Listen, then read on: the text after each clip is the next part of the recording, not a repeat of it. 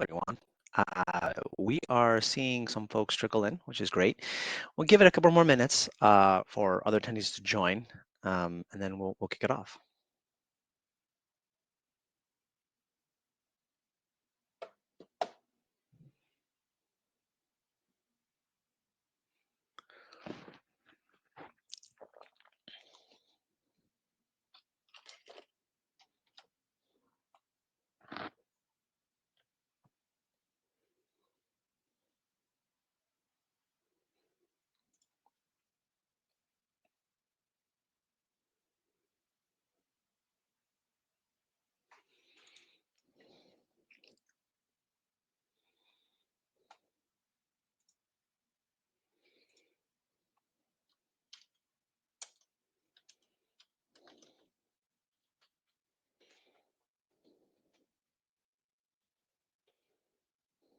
Okay. Hey, everyone. I see Rob, David, Matthew, Ben. Thank you, everyone, for joining. I really appreciate it. I think it's going to be a good time. It's going to be a really good time.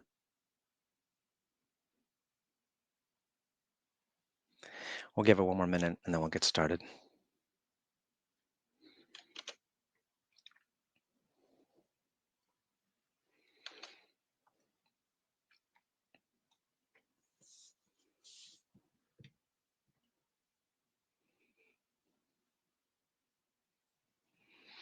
All right, let's give it a go. Hello, everyone. Thank you so much for joining me. This is super exciting. I'll be honest, I'm a little nervous. This is my first webinar, but I'm really happy you all can join me. I wanted to take a brief second just to make a quick introduction to my friend Andrew Davies from Capgemini.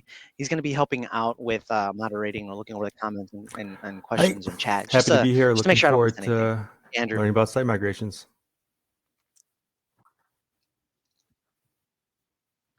Thank you, Andrew. Appreciate that. Awesome. So let's go ahead and share the screen here. Let me know, Andrew, keep me honest here. Let me know if there are any difficulties looking at my my screen. Cool. So I'm going to go ahead and assume that you all can see my screen. I appreciate it. Again, I appreciate everyone joining the call or the webinar. I like to take a second to say that most of the people that have registered are from my professional network, so it means a lot that you all would join. It's amazing. Thank you so much. Some housekeeping. If at any point you have any comments or questions, feel free to drop them in the chat section. Andrew can let me know if anything's popped up. What's more, if you want to reach out, you can reach me out through my email, edwin@edwindanromero, or through LinkedIn. I will be sharing the presentation. You'll get a link through recording through Demio, but I'll be posting it on YouTube, as well as I'll accompany it with a blog post. And you can have a link to both if you subscribe to Pragmatic SEO or follow me on LinkedIn. So with that, let's get started. So the agenda today is going to cover off two very brief items and topics: a biography of kind of who I am as it relates to website migrations, and ultimately how that's fed into an ideal timeline for a website migration, and then ultimately the phases that make up the ideal timeline. Now, the phases portion is where it's going to take a crux of our time. It's going to be a pretty hefty topic. Now, with the phases, we're going to divide that up into defining what the phases are, ultimately what you can expect as an SEOer to tackle during those phases, and what you might want to do if you're not involved in those conversations. You know, we all know that SEO is imperative for migrations. So I thought it was a good idea to go ahead and talk through what if you're like kept out of the loop. So a biography. I've been in SEO for about 10 years. 6 of those years have been in the e-com space. I started at Lion CG, which is now Capgemini. And I say this because Lion CG was an e-commerce consultancy firm that built out e-com websites on Commerce Cloud, Magento 2, SAP Hybris, and ultimately later Shopify. With all that said, me and my team ultimately, which included Andrew at the time, ultimately migrated, accounted for SEO best practices into these new sites. Now, that afforded me the opportunity to work alongside approximately 200 migration projects. I'm not bragging, but I'm saying this because having such a wide breadth of projects to work on for migrations has given me the opportunity to see trends and processes that have worked and that have not worked, and ultimately given light to things like SEO launch essentials and ultimately the timelines therein. That's why I bring it up. Now, that's as far as this biography goes. If you want to know more about me, feel free to reach out. Now, the migration types. Before we move on to the timelines, the reason I bring up migration types is because there's a number of different types of migrations. That includes redesigns, reskins, domain name updates, architecture URL changes, host and server changes, website merges and consolidations, and ultimately framework updates, where the code base is updated. The last one I want to focus on, CMS update. This will be the focus of our conversation today, as it ultimately encompasses and folds in other types of migrations into the endeavor. So through a CMS update, you get to tackle one or more of the other migration types. With that, let's talk about the ideal timeline. Remember, we're going to focus on e-com CMS replatforming. What I've noted about the e-commerce space, particularly around website migrations, is an ideal time to be looped in as an SEOer is about 12 months. Now, you may be thinking to yourself, well, some projects are more accelerated, some projects are a lot more elongated, and that's totally fine. All of this is subjective. But by and large, what I've seen is that being involved 12 months out from launch day is the most ideal situation. And now walk through the phases and why. Briefly, the pre-migration, the conversations, before the project kicks off, takes approximately 3 months. Thereafter, once you're signed, you're involved with discovery, when all the teams start to gather and talk through the project at hand. Another 3 months. The build, which is when the site is actually being put together, it's an additional 3 months. The pre-launch, so when the build and all those items that are entailed in that phase start to wind down, takes another 3 months. And then ultimately launch, although there's the launch day is a single day, the launch phase can be inclusive of an additional month of support. Again, a month. And then ultimately any kind of post-launch activity that happens thereafter. Aggregate all of this stuff, all these phases, it equates to approximately 12 months. Now, again, there might be situations where you're looped in last minute, 1 month, 2 weeks out from launch day, or you're looped in from the get-go, which might be 16 months out. That's totally fine. I think 12 months is what I've seen be a very ideal, comfortable time period to be brought in. Okay. So with this 12 months, we'll go ahead and focus on the various phases that are baked into these 12 months. Um, I'm gonna take a second just to make sure no comments, questions have popped up. But Andrew, you can let me know if I'm missing Will anything. do. Nothing right now. Um, awesome, awesome, great, cool. So let's focus on the pre-migration. So before the beginning. So this is before any actual project work kicks off. Get your game faces on, because now you're involved in conversations around requesting for proposals, when ultimately brands and clients reach out to various agencies or vendors and say, hey, what do you have to help us migrate? On top of that, you're involved with pitches, kind of selling yourself and your teams. And then once, ideally, you're involved with negotiations once those conversations are behind you. So it's a lot to take in. Now, let's expand on this further. You're not the only one as SEOers trying to get in on the ground floor during a migration project. There are other teams like design, development, various PM groups, AM groups, BAs, UX, analytics, and of course there is SEO. What ends up happening is when you have all these tracks, all these processes, I should say thought processes, they get baked into an SOW, so a statement of work. And from what essentially that is a contractual document that outlines the services and deliverables and activities that are entailed with each discipline, and ultimately what the client can expect from the time it's signed to the end of the project. So SEO at this stage, be very happy if you're looped into the pre-migration conversations.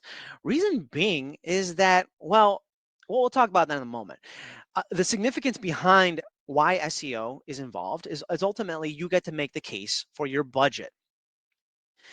You get additional context around what it entails to migrate a specific site. You better understand the goals at this point, the various web properties that are included in the project, the migration type, which is significant. One thing I've noticed in the past is not all migrations are treated the same. So it's good to have an understanding of the goals and the web properties and the migration type at this point.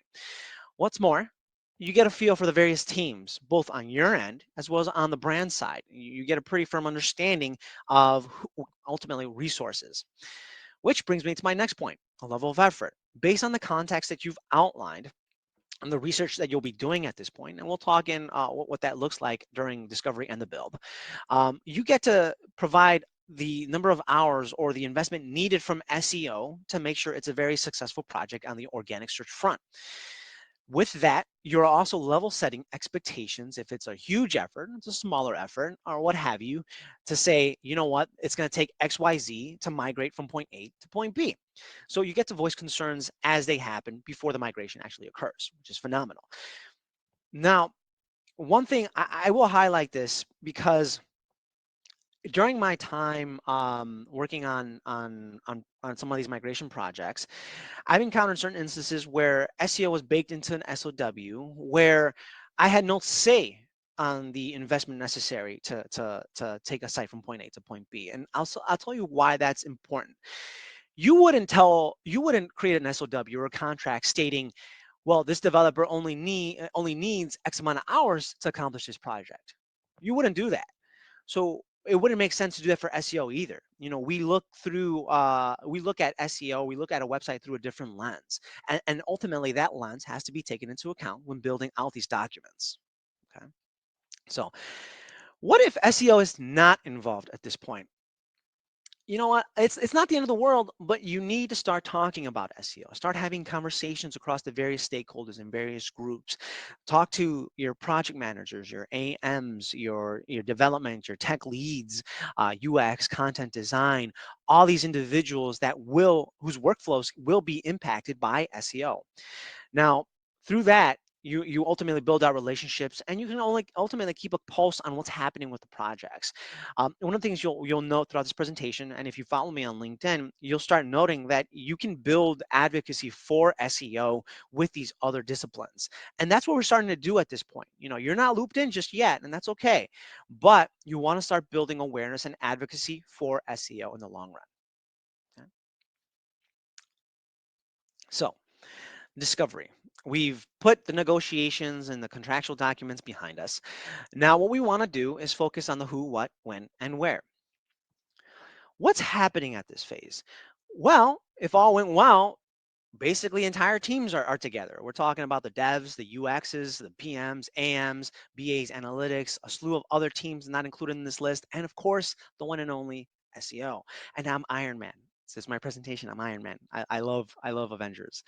So with that, what can you expect out of this phase?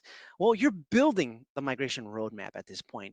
You're essentially taking where the brand is right now and outlining a path to success towards launch date. And with that, there are a number of considerations you have to have. When you're with these various teams, you start thinking through the history of the brand, the project, the various goals you want to knock out and accomplish, the audience. I think that's a huge one. You want to make sure you tailor the entire project around your audience, and it makes sense for your audience.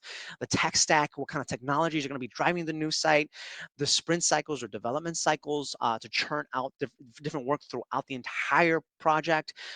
Scrum meetings, we'll talk about that in a moment. But Scrum meetings, making sure that you're involved in the day-to-day communication with the larger team. And what's pretty significant coming out of the discovery phase, the requirements. The core requirements are essentially how you want the site to function with the resources you have at hand today.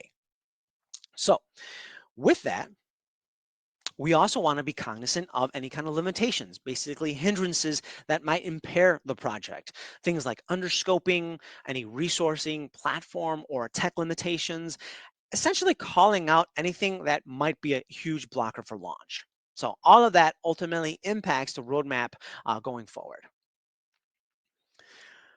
Where's SEO through all of this? Well, you're kind of in line with every other team member. You're gathering requirements, you're listening to the brands and the clients and their goals and concerns, and building out a path forward. Now, what you might expect through these conversations are not necessarily deliverables, but they are milestones you need to hit throughout the duration of the project. That includes building a redirect strategy and the logic, accommodating for metadata optimization, so the strategy therein, how your page titles and meta descriptions are going to be built and implemented. Canonical tag behavior. So this item, it's not all CMSs are built the same. So you want to be cognizant of how that's going to behave, kind of canonical tags are going to behave. URL optimization, how you want your URLs to be structured across the site, accounting for both robots.txt and the sitemap and QAing accordingly. And then an internal linking audit. This you can say is a site audit, and we'll talk about that in a moment, more so in a moment. And then ultimately, how are you measuring success from an organic standpoint? Building out a benchmark report. So again, these aren't deliverables, but these are milestones that may result in deliverables as we move forward. Okay. So, but that's not the only thing that you're doing. You know, it takes a village. So when you're launching a website, it's not just SEO that's driving all of this, although SEO can have a major say. It's the UXs, the developments, the content teams. All these individuals are working on putting the site together, and that what that requires you to do is honestly work alongside them, so as not to compromise the new state of the site. Now, with that, I kind of hone in on this point. I want to share a story. So I was working on a migration project that was going to run off of AEM, and one of the requirements built from another team was to build out content blocks using one of the AEM content blocks. Now, when we had a working page with the content blocks in place, we started to examine and pick at it. And one of the things we noticed was the content was driven by JavaScript. It was only rendered once a certain action was taken. That's a huge issue because ultimately upon load it becomes harder and harder for search engines to extract that content. So what ended up happening was I had a conversation with the content team as well as the development team, pulling it together and kind of explaining to them why it was an issue. And there were a couple of great benefits from this conversation. One, the content and development team updated their requirements. Secondly, I was able to identify a requirement we hadn't identified initially and build it into the long-term roadmap. And three, well, I built a relationship and ultimately continued to hone in on advocacy across other team members. So again, a great reason to be involved at discovery. You get to be involved in some of these conversations that may impact SEO in the long run, but you also get to be involved with great, with great other great team members, build great relationships and communication. Okay. So what can you do at this point when you're not involved, as an SEO during the discovery phase?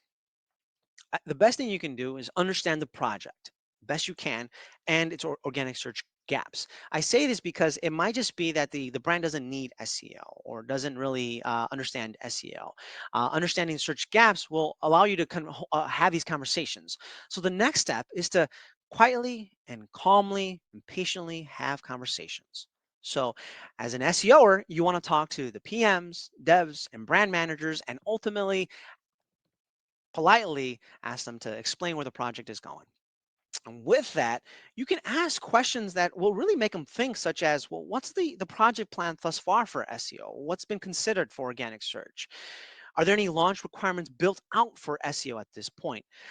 What's the redirect strategy? How are you all going to build the redirect map? Is there a site migration checklist from which you all can reference? And ultimately, how are you measuring success or benchmarking for the organic search channel? These aren't meant to be gotchas. They're not meant to be combative, despite what the meme may say. Um, what it's supposed to do is supposed to make these other teams start thinking about SEO, really critically thinking about SEO. Okay. So with that, we'll move on to the build. The build is essentially, the site is underway. The discovery conversations are behind you, and now it's being put together. So what's happening? multiple tracks at this point are moving towards pulling together a website. Now, that includes design, UX, development, all these teams we talked about moments ago. They're taking the requirements from the discovery phase and ultimately starting to apply it to a skeleton of the site. With that, you'll now have a tangible, at least somewhat tangible piece of the website that you can start to examine. Again, crawling it if necessary, and ultimately applying your requirements that you've built out from discovery onto the site as it progresses. What's more, as the site is being pulled together, it incorporates various data feeds, particularly for e-commerce websites.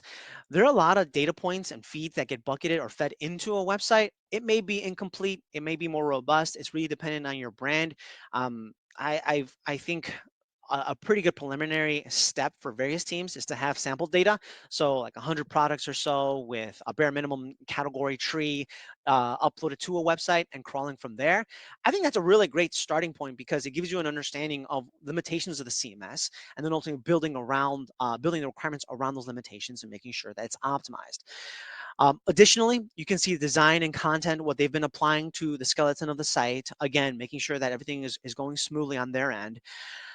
During the build, sprint cycles, probably actually during the discovery, actually, sprint cycles are honed in on from start to finish. And keeping track of the sprint cycles has been very pivotal for me, as it gives me an idea of, okay, I'm looped into this project. It's great. How many sprint cycles do I have to knock out the work that is ahead of me? In case you hit any roadblocks, any major hindrances, the number of sprint cycles has always been very pivotal in understanding what the runway is to knocking out an optimization. What's more, or lastly, I should say, scrums. If you're not familiar with scrums, at first I really didn't like them. I was like, another meeting on my calendar. But as the days went on, I really liked it a lot because now you have a direct line to the larger team on a regular basis. Scrums typically occur on a daily basis, sometimes every other day. But for the most part, it's supposed to be the entire project team, the development team, design, content, PMs, everyone that would help you drive a solution towards your optimizations. So with that, I definitely, if you're involved with any development project, look out for the Scrum meetings. They've been very pivotal in driving things forward. So where's SEO at this point? You're this guy. You're all over the place. It may feel like it though. It definitely will feel like it. And going into the next slide, more practically speaking, you're tackling launch essentials and workflows. Now you're really getting into the nitty gritty. You're tackling deliverables at this point. You're gathering site pages and page types. Now, granted, this is something you'll probably be doing in discovery, but there's a lot of overlap that's happening between discovery and the build. And I thought I'd just call it out during the build. So by gathering site pages and page types, you're understanding, well, the makeup of the legacy site, and ultimately you can cross-reference that through to what the taxonomy is going to look on the new site. How do you gather site pages and the page types? Well, gathering site pages, you use a crawler like Screaming Frog, and you extract all the pages you can find from Screaming Frog, or you can use data aggregators such as Google Search Console, Google Analytics, SEMrush. It goes on and on. But the goal is to get a realistic snapshot of how pages are set up before the launch. You're finalizing site architecture. Now, this is going to be very pivotal in tandem or in parallel to the page types that you're identifying.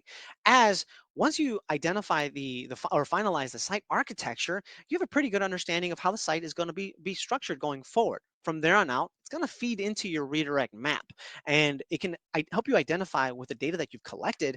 Well, this site section is important. That site section is important. Maybe this site section is not important. To keep track of all the necessary site sections that exist out there are going to be pivotal for organic search, as some site sections might perform extraordinarily well, and you don't want to get rid of that. Now you're building the redirect strategy, and you're implementing on the strategy that you've been outlined, or the requirements and strategy outlined in discovery. So now you're actively putting together a redirect map. You're reviewing canonical tags, and I think this is pretty important because oftentimes CMSs like the WordPresses are pretty straightforward. I think Shopify may be pretty straightforward. There are some CMSs that are really good at handling canonical tags, but there might be robust behavior that you want out of your canonical tags, including optimized faceted search. So the left-hand panel on category or product list pages that include the filters, not all of those out of the box are SEO friendly. You have to build requirements out of those. In our case here, you may want to review the canonical tags, write up tickets through a ticketing platform like a project management platform like Jira, and monitor throughout the duration of the launch. You're optimizing URL structure based on the requirements you've pulled together from discovery and how you want the URL structured. Now you're implementing on those requirements and making sure there aren't any issues. You're building the metadata strategy. I think for e-commerce websites, this is particularly important because e-com sites can be very large. There are a couple of routes you can go. For one, you can programmatically implement metadata through solutions either from the CMS or through support from your development team, or you can ultimately set up custom optimizations. You can upload custom optimizations. Again, trying to find solutions around those are going to be critical, and the build is a pretty good phase to have those conversations. Now you're gathering benchmark data. So how your site's been performing thus far and how you hope the site to perform going after. So you might be using things like, well, you might be using Google Analytics, Google Search Console. I like using Google Data Studio that aggregates all this stuff and make a pretty nice little report out of it. It tracks, once you have a pretty good template, it tracks as you go forward. So it's pretty amazing. Or you might be using PowerPoint. That's fine too. The goal is to understand what metrics matter to the business that you want to keep track of going into launch, so as to you know troubleshoot in case things start to decline. Where is the decline happening? And ultimately leaning on your benchmark report will help identify that. Building the robots.txt and the XML sitemap. You might think, well, it's pretty straightforward. Why would I need to think heavily around the robots or the sitemap? Not all CMSs make it pretty straightforward. There, again, we're talking about data feeds that get imported into ecom site. This probably will affect sitemaps more than robots.txt, but you may find that data feeds may be corrupting URLs into a sitemap. So you want to start identifying that and working towards an optimized sitemap file. And this is a good phase to start QAing those types of files, both the robots and the XML. Additionally, during this phase, now that you have a site skeleton, you can probably take your robots.txt file, include it in Screaming Frog, and crawl the staging or development site behind the login. So it's good to start working on these tasks at this stage. Lastly, you want to make sure that you start planning how you're going to verify these aggregators such as Search Console, Bing Webmaster Tools, and GA. You don't necessarily have to have a solution during the build, but just putting it again in people's radars would make them start thinking about what to consider, what options exist out there. So these are the SEO launch essentials. But remember, we're not the only team working towards an optimized site or a final site. We have to support other teams throughout the entire duration of the build and beyond. So that means aligning with other teams' workflows to make sure that what they're churning out is also doesn't inhibit organic search. So both of these massive endeavors taking place in the build, it can make sense why you're kind of looking like this after a while. Oh, where'd it go? There you go. Why you're looking like this after a while. It can be overwhelming, but having these conversations really early on will set you up for success throughout the entire project. So, with that, what if SEO is not involved at this point? At this point, you have to start preparing for risks. The build is such a critical phase in a migration project. You do not want to be kept out of the loop for things that are being built. Otherwise, you're basically putting band-aids on top of what's there. So how do you prepare for risks? Honestly, start escalating. You start escalating towards your stakeholders, the brand stakeholders, and keep having the conversations with PMs, AMs, whoever will listen for sure, and those that definitely drive the trajectory of the project. This isn't meant to, again, um, well, the next one, it sounds silly, but document. This isn't meant to point fingers or anything, but you have to start documenting your efforts to get SEO involved. Now, with that, I want to tell you another story. So, one of my first experiences with notion of documenting your effort to get SEO involved was honestly probably in the first year that I was involved with e-com websites. This major online retailer had launched and they declined SEO services, which is, their prerogative. And what ended up happening was organic search began to decline because they inputted a GeoIP redirect that ultimately took the search engine bots and pointed them elsewhere. So they weren't getting to the content that they worked so hard to build. Now, with that, we all got looped into a conversation, both my stakeholders, the stakeholders from the brand, and everyone was asking, what happened? Why wasn't this accounted for? And one of the startling things that I noted was everyone was asking, well, where are the requirements and where's the documentation that stated SEO should not be involved, right? We don't want SEO. So it sounds like a cop out, guys, but at the same time, it really is not. You're covering your base because at this point, the build, if you've been doing your due diligence, you've been trying in pre-migration, in discovery, and ultimately the build to get SEO looped in, to get budget for SEO. You've been hitting wall after wall.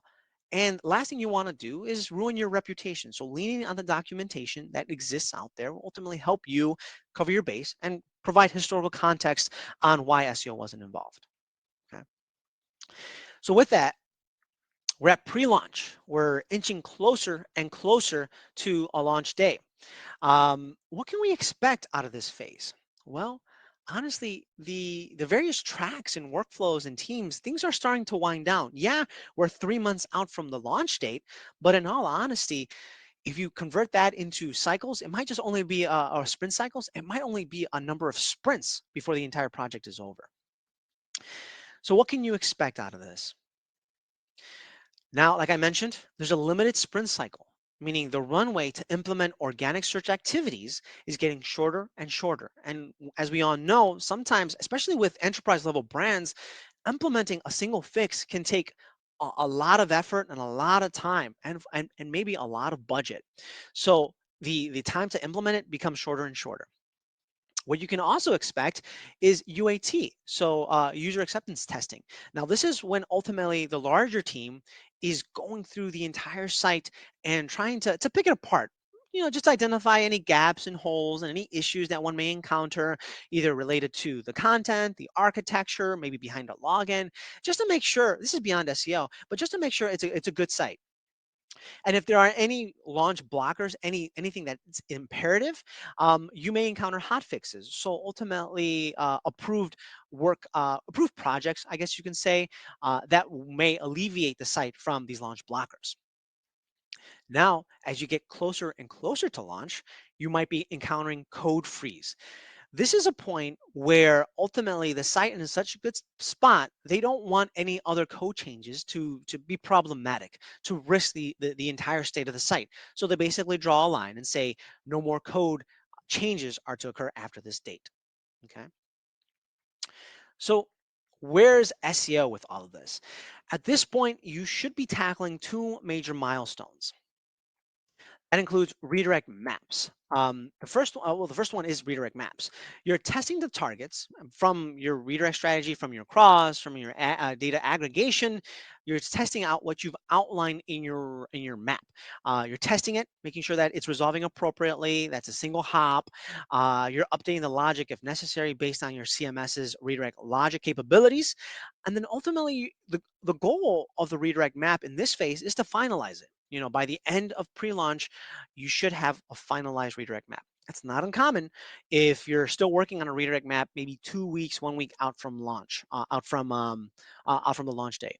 And the reason why that is because the launch is still being put together. There are different feeds that get funneled into the website, so it might just be that certain pages aren't live yet because certain feeds aren't in place or certain data isn't in place. The second milestone you want to hit is a site audit.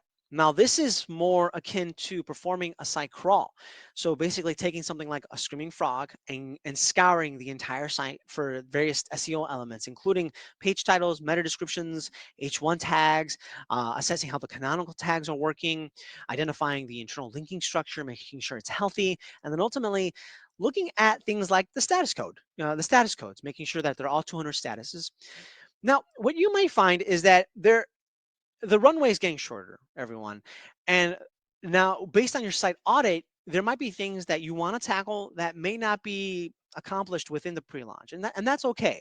One thing you might hear time and again is, well, you know what, we'll take this action item and we'll put it in a roadmap. And what that essentially means is post-launch, we'll revisit this and prioritize accordingly. So I think for our case, we want to make sure we tackle some of the massive launch essentials, which are like redirect map, canonical tags, the things we called out a few moments ago back in the build. So, so what do you do if SEO is not involved? I'm not sure if you can see this GIF here, but it's Michael Scott, and he's very he's very worried, and it's true. You should be worried, but at the same time, you know, take a breather. Don't be too hard on yourself. You've done everything you can up until this point to make sure SEO gets looped in. So now, what can you do? Be honest. Be honest with the team and let them know if someone does come up to you and ask, well, what will it take to get SEO involved from here on out? Be honest around the level of effort and the expectations, or honestly, what you can expect based on what you can get to. But also be honest with yourself. Like you've done everything you could, so don't be too hard on yourself. You've documented as well as you can. You've brought in the proper individuals, stakeholders to have these conversations as well. um, Lean on your documentation. I think one thing I've noticed is that once things start getting hairy and once things start to get around budgets and the time is constrained, people get antsy, people get frustrated. Why weren't they looped in earlier? Lean on your documentation. Again, you've had these conversations in the past, so you want to keep leaning on that. But if you were ever to get looped in 2 weeks out, the one thing you absolutely must do, and what I found based on my experience, is focus on the redirect strategy. You know, when I've been involved into these cleanups post launch where SEO was not involved, more often than not, what has to happen is we have to clean up the redirects. The redirects are either missing or in disarray. So my recommendation to you, if you're not involved and they ask you, what can we do? Focus on the redirect strategy. So the launch. Now, what's happening at this point? Everyone's scrambling. You have at this point, you probably received an invite to the launch call. So let's talk about that. So the launch call is kind of a war room style conversation when there are multiple stakeholders and individuals on the line. It could be you, it could be the PM, AM, the client stakeholders, as well as analytics, and again, a diverse group of individuals that had a say in the build of the website. It may take place early morning or late evening, whatever the case may be. It's more than likely going to happen at a time where it won't disrupt the masses. What I mean by that is there are peak periods throughout the day where traffic goes to a website. More than likely, they'll select a period where it's probably not a peak period, where it's very calm. Now, we talked about briefly who the players are going to be. We talked about development, stakeholders, project managers, analytics, SEO. A team we really haven't talked all that much about is web operations. And that may be inclusive of development and tech individuals, but essentially these are akin to helping, well, these are individuals that ultimately will help you move the site from wherever it's hosted to its new location. Okay.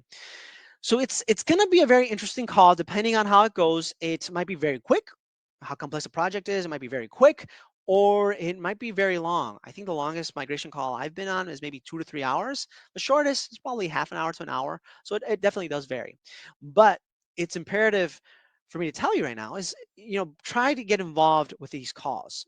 So much can happen, and you also have everyone's attention as well. So if you see there's an issue with SEO, and it can be fixed by one of the team members on the fly, it's more likely to happen. Plus, you have stakeholders' attention, which might include, in some cases, the CEO, CMO, the CTO. So these are pretty big individuals that can help you accomplish what you're looking for. So where is SEO at this point? So SEO is tackling, I guess you can bucket it in one and two. The first one is crawling. You're crawling both the redirects that you've outlined and you've built, making sure they're resolving appropriately to its target locations, and ultimately you're crawling the SEO elements. And from there on out, you QA everything that's happening, or basically everything you're picking up on in your crawls, you analyze it and you report back to the larger team. Again, this is great, especially in a war room style call, because you have everyone's attention. The second thing you have to focus on is verification. So Google Search Console and Bing Webmaster Tools. You verify both these properties and ultimately submit things like the sitemaps, and you monitor just to make sure that everything's going really well. Now you may notice that I didn't put anything like around benchmarking report, because it's going to take time to actually start assessing the impact of the site migration. By and large, these are the two major buckets of things you'd have to knock out for the launch call. If SEO is not included thus far, stay calm, but be at the ready. Like I mentioned earlier, there might be a reason why you weren't included. SEO may not be imperative to the brand. Maybe they don't get a lot of their traffic from SEO, and that's maybe it's in their business that the traffic comes from another channel, and that's okay. The other aspect of it is maybe the brand isn't aware of the SEO impact, and that's why I say, stay calm but be ready in case anything starts to come through. What can you expect post launch? You can finally rest like my good friend Thanos after the snap. Now, what's happening across the board? So a couple of things you should note is, now that we're in post launch, the post launch phase, we're in support and maintenance. Support and maintenance may include only a select group of individuals, or select disciplines: dev, tech, web ops, PMs. And then you might be seeing others trickle away, so wrapping up their projects. This is more likely to be design and content. Um, Analytics and SEO may be included in this, but all this is totally dependent on how your SOW has been structured, as well as the ongoing conversations that your stakeholders are having with the client stakeholders. Where's SEO with all of this? Now that we're all in post-launch, well, we're analyzing like crazy.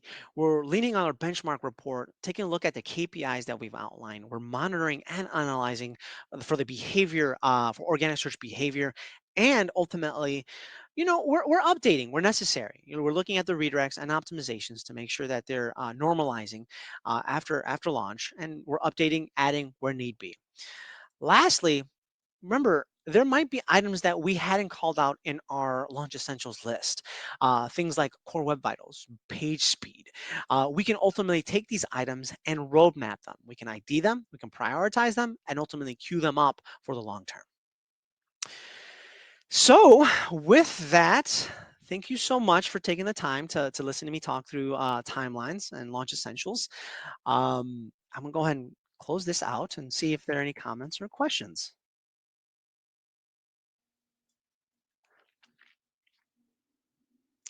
All right. Thank you so much for the kind feedback. Let me know if there's anything at all.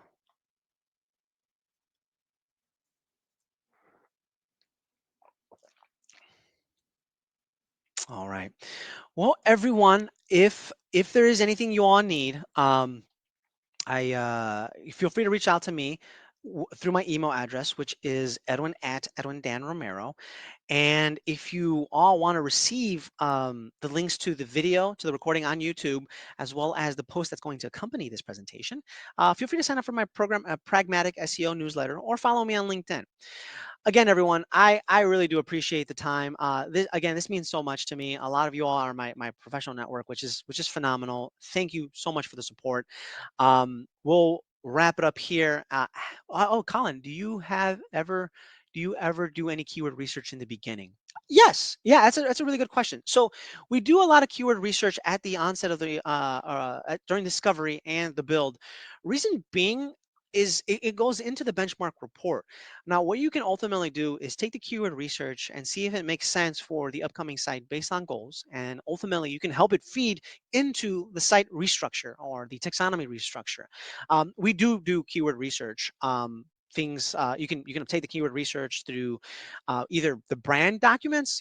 More than likely brands have their SEO counterparts, which is totally fine, or you can do your own research. I always stress, do your own research. You're coming in with a fresh pair of eyes. Do your own research through SEMrush, Ahrefs. I love using keywords everywhere for ad hoc research. So definitely do keyword research. Kevin, I have a question. When can redirect mapping occur? Does the site have to be fully built, or do the URLs just need to be established? This is a good question because the redirect map, you probably see it uh, start being put together during the build phase and the pre-launch phase. The area of focus is the redirect strategy. Now, the redirect strategy is different from the redirect map. The redirect strategy essentially is how you're going to build the redirects. For example, a lot of times e-commerce websites lean heavily on their SKUs or the IDs. You may want to incorporate this into the redirect strategy to help drive redirects for the PDPs. What's more, you might want to treat the redirect strategy for categories, content, locations much more different than from one another. So at this point, the site isn't live, but you're starting to get an idea of how to approach and execute redirects based on the strategies that you've outlined and the ideas that you've come up with. If you have sample data, you can start building out logic that reflects a strategy and ultimately feeds a redirect map. I hope that helps. And just to summarize, the redirect map will probably not be finalized, so probably the pre-launch phase. In some cases, it doesn't get finalized up until maybe 2 weeks, 1 week out from launch. Oh, I hope that helps.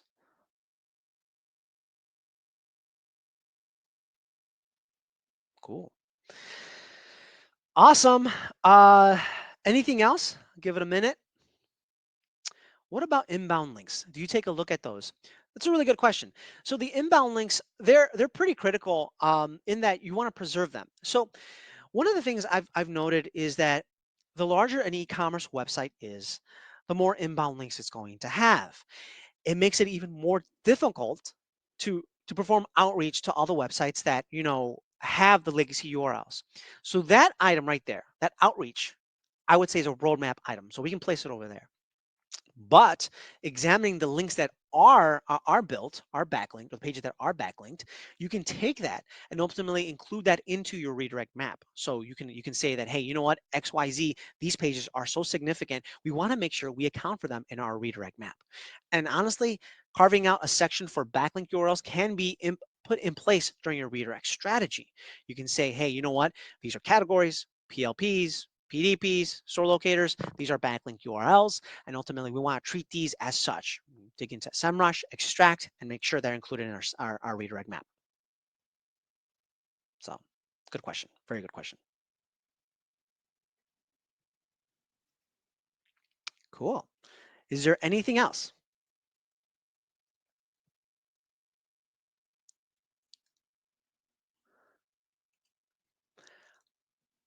What if mistakes were made in the redirect map? How much time do we have to fix them before the damage is done? It totally depends. It totally depends because let's say you launch a site and SEO wasn't involved. You have to assess what aspect of the site is causing the declines. You can say it's redirects. If you know redirects have not been built, you can definitely dig into that. But what I've discovered sometimes is, it's not just redirects. If SEO wasn't involved at any point, it might just be redirects and metadata. But to your question, Thomas, how much time do you have? Depending on the size of your site, I've seen search engines react to a migration project as quickly as 3 to 5 days. In some cases, they've reacted upwards of 2 to 3 months. So it really does depend. But as soon as you find out that you need to start building redirects, start establishing that redirect strategy. I know we're working a little bit backwards, but start building out the redirect strategy. It's silly to say, like, don't focus on the redirect map just yet. Don't focus on the redirect map because you want to put something in place to make sure it doesn't go haywire. But you also don't want to stack problems on top of one another. I'll give you an example. I wrote it down in my on my website, so feel free to check it out at edwindanromero.com. I dubbed the post my worst migration project ever, and it was really truly a pretty bad migration. I will admit it wasn't my proudest moment, but it came with a lot of lessons. One of the things that I learned was you shouldn't hastily build out redirects without having the biggest picture, because you can ultimately build out programmatic logic through wildcard usage and catch-alls, thinking, all right, you know what?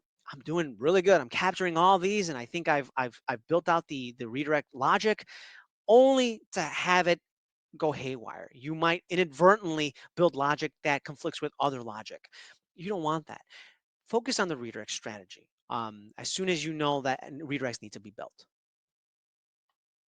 Okay? I hope that helps.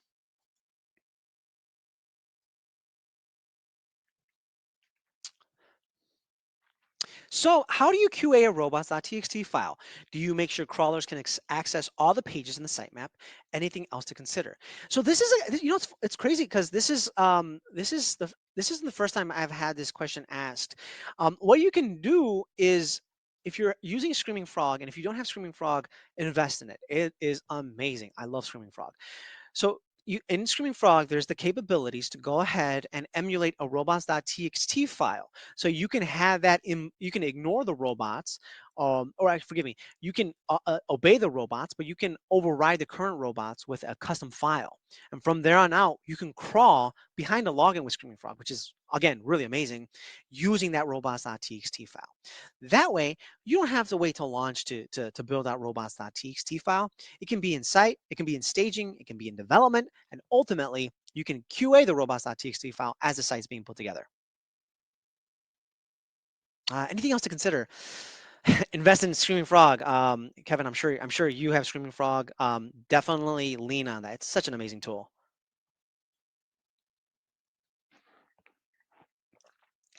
Awesome. Any other questions?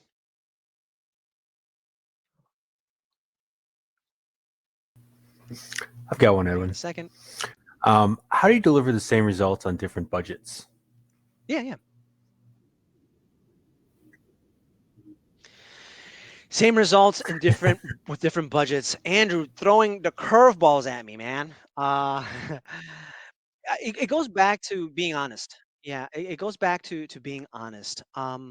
If a brand says, "Hey, you know what? We have a budget of, I don't know, $100,000," and that's going to get you a lot more than a brand that says, "Hey, we only have $1,000." So you have to be honest on what you can do with that budget.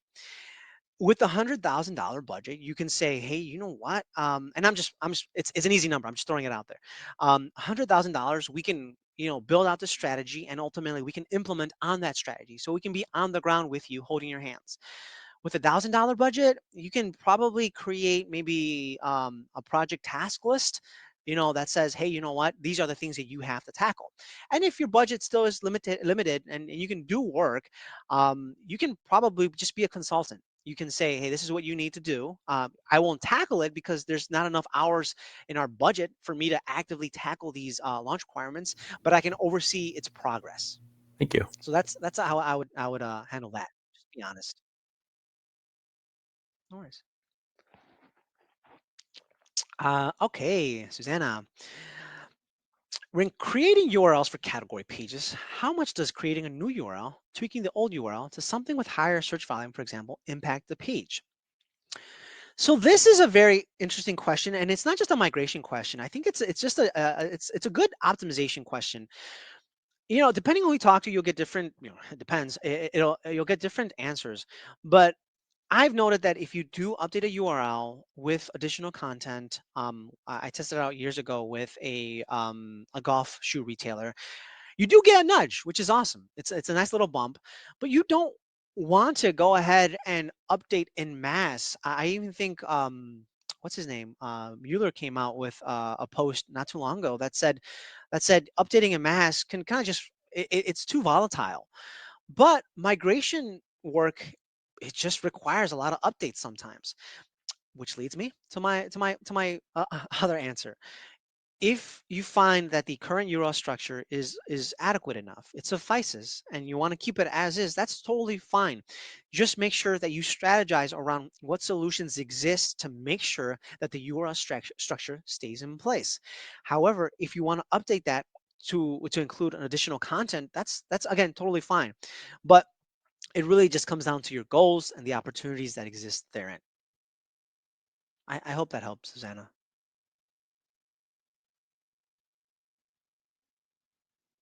Awesome. Very cool. Anything else? Good question. Very good question.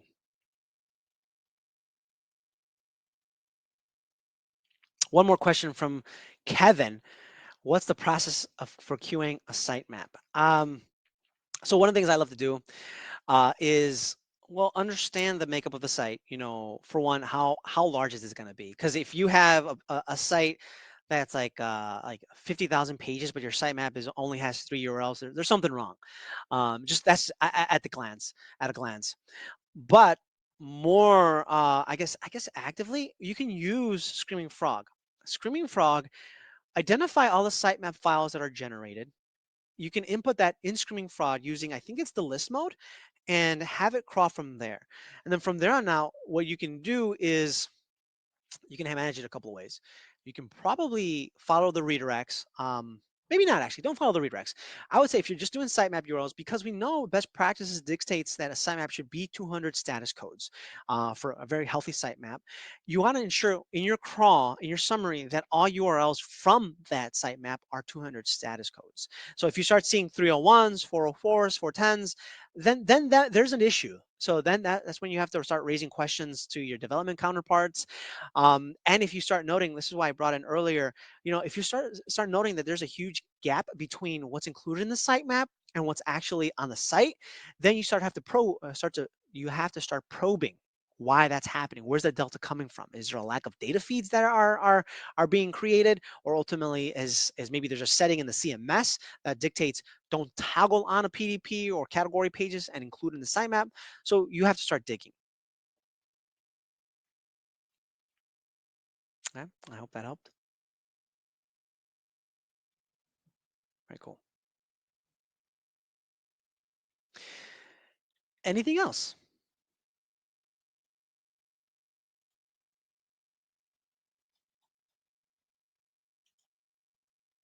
More of a thoughts remark. UX and performance are mixing in more with SEO the past years.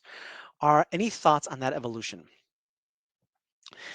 So, you know what? It's a good point.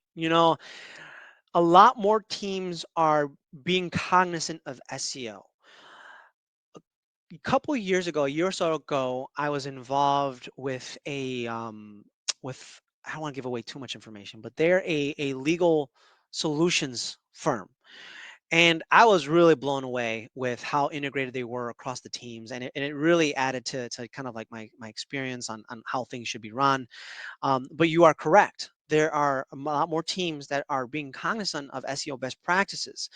But I will say this though: a dedicated UXer may not have as much time to juggle both UX and SEO. So an SEO counterpart is definitely needed. So a dedicated specialist is needed. Now, what that means is that as an SEOer, I'm involved with a lot more calls now. In some cases, early on discovery, you may be involved with 4 hours, 4 hours of calls a day, every day. It can be a little bit exhausting, but honestly, it's looking back at it, I wouldn't have had it any other way. You get to see how they function. You can see their thought processes. You can build relationships, build advocates, and ultimately, you get to have a voice. So after the discovery phase, what ends up happening is those conversations start to dwindle. That's a really good call out, Thomas. I appreciate that. I do like the evolution, by the way. For a migration, Do you think it's beneficial to not only provide writers with keywords, semantically related keywords, when developing new pages, but also to review their final content for SEO? I think both are critical. As you're having these conversations with the content teams and you're looking at, I believe it's called the brief, their brief on what they want to accomplish, you get to, okay, you get the wheels turning, um, you have an idea of what this page, what they're trying to build may include. So you can start doing keyword research and say, hey, we want to be cognizant of these keywords as they align with the goals of the page. And as they're going through their content writing, the processes, the drafts, you get to have a voice. You can ask, request to be included in the review process, where you get to research and make sure that the keywords are included. And what I've also noted was content writers, depending on the brand, they'll have a say in things like the page titles and meta descriptions, and those you definitely want to review. You definitely want to make sure that they include the best practices and the keywords that you're targeting. I hope that helped. Very cool. I know we have a minute or so left. Any other comments, questions?